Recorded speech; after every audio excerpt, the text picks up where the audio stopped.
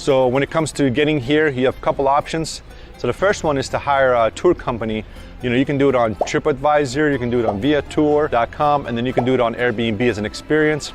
They'll bring you here. They will also take you to Bursa, which is where Osman, his tomb is, that's where he's buried, third son of Ertugrul. So that's one thing you can do. Second thing, in my opinion, is the best one, is you can just rent a car. It's literally 3 hours each way. You can spend the night at Bursa, you can spend the night here, wherever you prefer. But you can rent a car from Istanbul and make a one-day trip out of it. So that's what I recommend.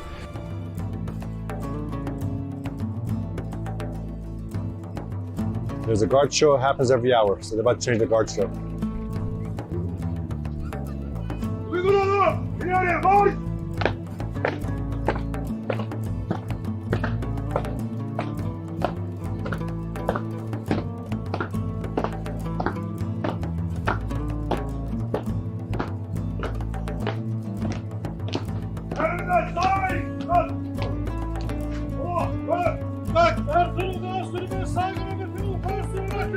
Ertugrul Gazi Türbesi saygı nöbetini vukuatlı olarak devralıyorum.